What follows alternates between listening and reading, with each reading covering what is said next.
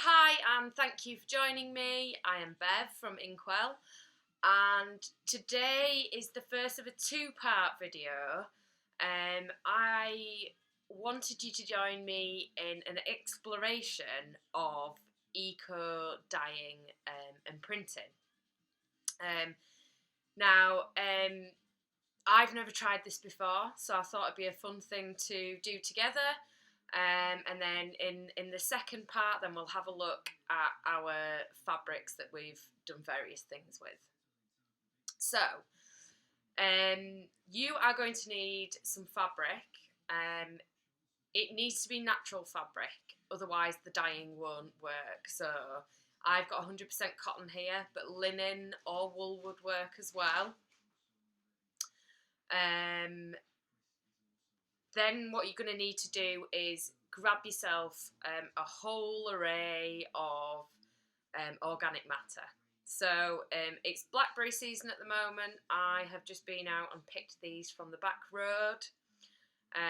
I've got some red onion skin in here. You can use white onion skin as well. I have some purple cabbage, beetroot. One of my favourite things, because we all know how well it dyes the old hands if you've been going at it. I've got a tea bag, and I've got some coffee as well. I've also got some turmeric and some paprika. The beetroot was picked from my garden, so I also have the beetroot leaves and stalks. And then I have been into the garden and picked a whole bunch of different foliage. I've got some nasturtiums in here, some phlox. I have some fern leaves and some other leaves, some nice purpley ones. Thought they might look good. I've also picked some roses, and I didn't think these would dye particularly well in terms of the petals, but I thought we might get a nice yellow colour from the centre of them.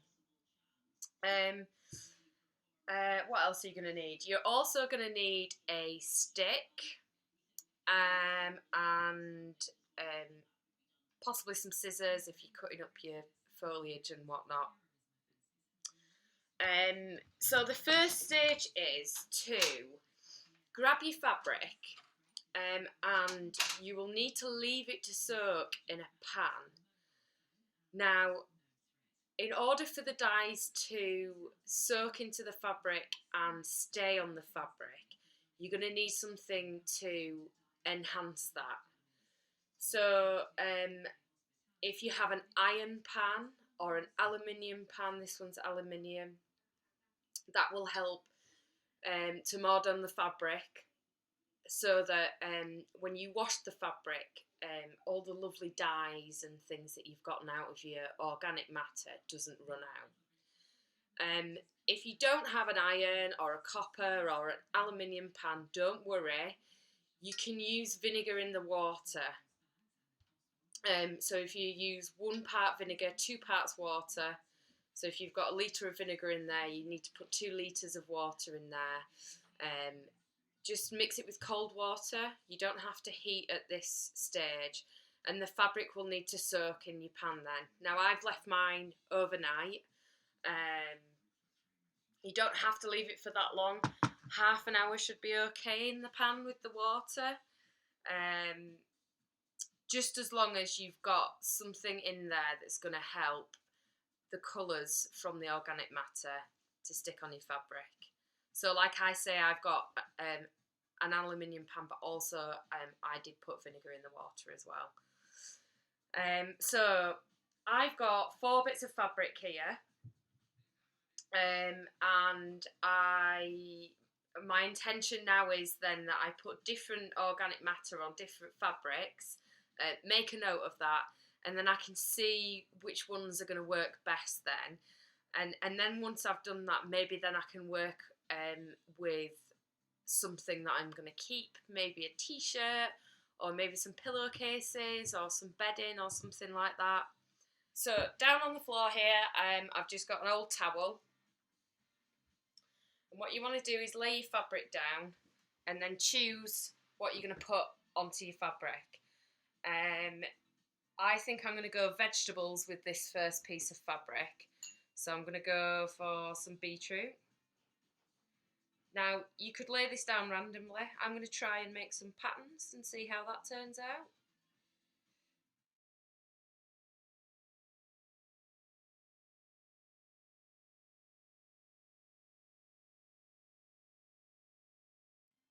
Okay, so once you've got your organic matter then on your fabric and you're quite happy with that, you can then roll the fabric around your stick. I'm going to get a nice big one for this. And then you just want to roll that as tightly as possible. So now I've wrapped it up, I'm just tying some yarn around it just to secure the load, and then I can move that about then if I need to.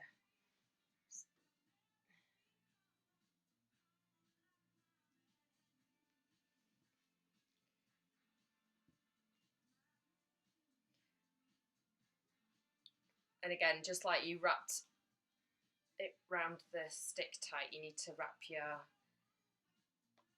thread round tight.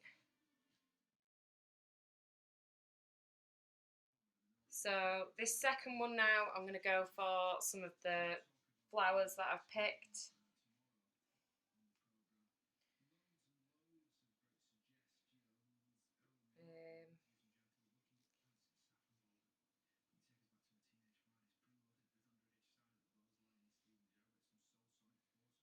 Again, I'm just going to create a nice little pattern here.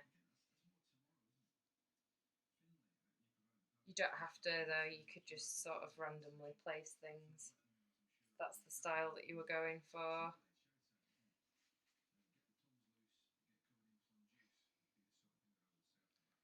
Go for a bit of a mandala look on here maybe.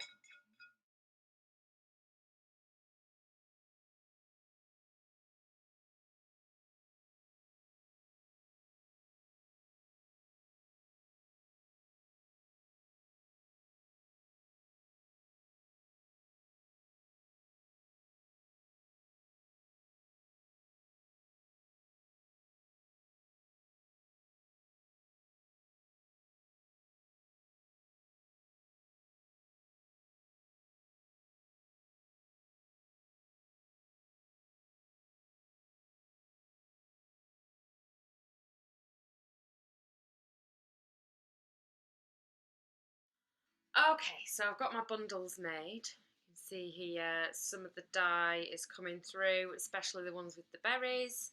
To be expected though, they are the juiciest of everything that I've put in here. And now what I'm going to do with these is put them into a pan. Now, some of these are quite big, so we'll need quite a big pan for this. If you don't have a big pan, that's okay. You'll just have to change your bundles around in the pan. The reason my bundles are so big, obviously, is because the fabric was quite big. So if you are struggling for space in your pan, then you will need to fold this in two. So you either do that before you wrap it up around the stick, or you could snap your stick in two now. Just be careful that you don't spoil your fabric. I've got some big catering pans, so I think I'm going to be okay. So these need to go in a pot of boiling water, and they need to be boiled or steamed. You can steam. I don't have the facilities to steam, so I'm just going to go for the boiling method. You need to boil them for about half an hour to an hour. The longer that you boil them for, the further along the dye is going to be in terms of it being extracted from the flowers onto your fabric. And then you will need to leave your bundles overnight in that pot without the water in it. What happens then is that the dyes then soak into the fabric even more. So this is a patient waiting game. and I am going to leave you to get on with this now, and I will see you next week when I will show you the results of these, and then we'll talk a little bit further about where you can go from there on. Alright, well thank you for joining me. Like I say, I will see you next weekend. I hope you've enjoyed this. Happy bundling. Take care of yourselves until then. Bye.